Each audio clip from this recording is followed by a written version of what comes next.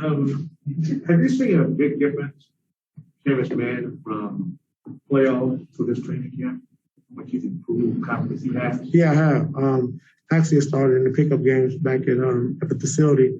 Just playing with so much more confidence. You know, he carries himself like he's a vet. You know, only his third year, but the performance he had in the playoffs, the chance he had to grow and get better, and what he did in that game 6 against Utah, was phenomenal. But when he's on the floor now, it's just like the game has slowed down for him. He understands and pick and chooses his spots, and he's really grown as a player. Did you see his role increasing even more for you guys this season? Yeah, I think it has to. I think everyone's role has to increase with Kawhi being out. So he's ready to take that step, I think. Just watched him play the last few weeks and the maturity that he brings to the table, the hard work he brings to the table, how he's improved his shot, So he's been putting the work in, and it's paid off. So we just got to let him continue to keep developing. All right, what is the next step for him that you want to see? I don't know. I really don't. I think he's improved his shooting. He's improved attacking the basket, getting to the rim. He's improved his rebounding. So, I don't know what the next step is, to be honest. But when he's on the floor, he makes things happen, and we understand that. So I think the biggest thing for me, defensively, is just continue to keep getting better. If I had to pick one thing, would be able to guard the point guards, and then also be able to guard bigger players. If he had to switch onto a 4, be able to guard those guys as well. So if it's one thing I had to pick, I would probably just say defensively. That's kind of a compliment to him that you don't know what the next step is because it's versatility, right? Right. And you also, the unknown is you don't know what he can do with no playing time, right? Right. Because when I first got here, he was a point guard.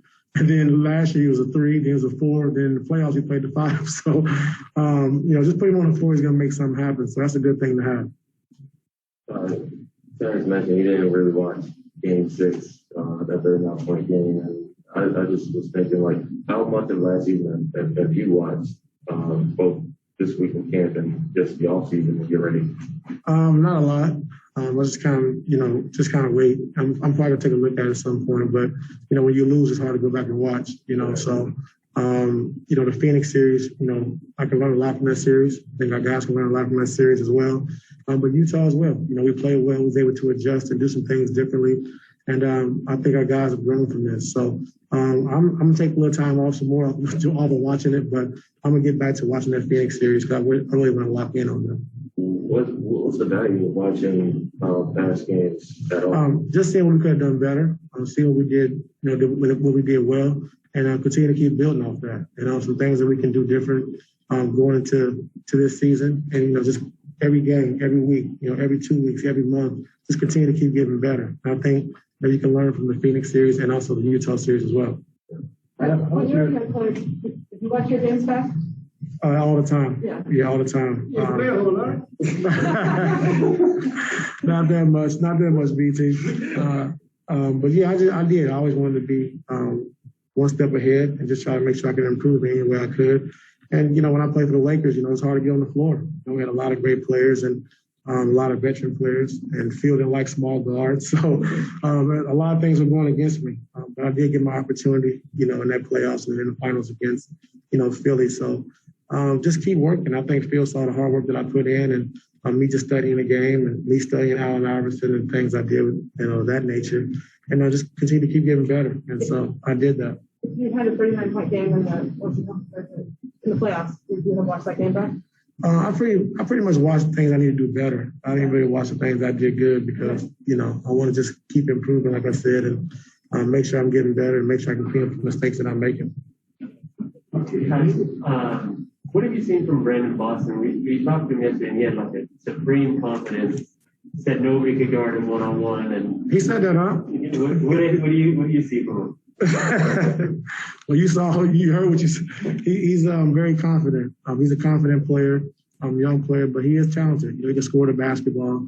And we just got to keep working with him defensively, just defensive position, moving his feet, certain techniques that he has to get better at. But like you said, offensively, he's been doing pretty good, scoring the basketball, getting to where he wants to be on the floor. And so we'll see.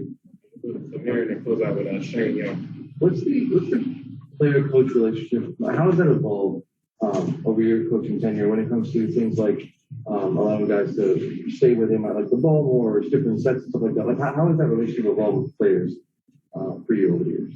Like as far as talking to the players? Yeah, communication. I mean, you always want to make sure that, the guys are getting in a sweet spot or where they want the basketball. So, whatever you got to change or tweak to make sure the guys are comfortable on the floor, you want to do that. So I'm always open for that.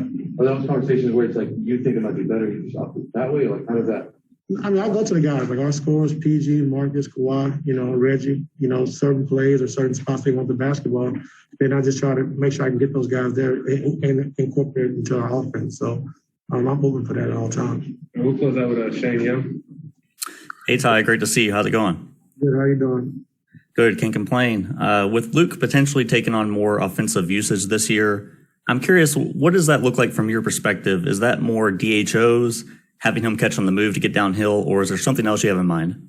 A combination of both of those, but a little bit more. We're working on a lot of stuff, now, just split actions, moving out the basketball.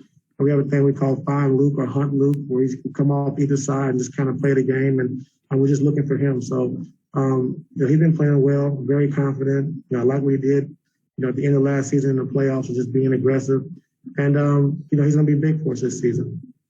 Do you feel like he's embracing that role more this year, or do you think that that's something that he's inviting? Yeah, I think so. Yesterday he passed an open shot and I took him out of scrimmage. So he understands what he's out there to do. He's not out there to guard anyone. He's out there to, shoot the basketball. And we got to make sure we're looking for him too when he's open. Appreciate it. Yeah. Are you golfing?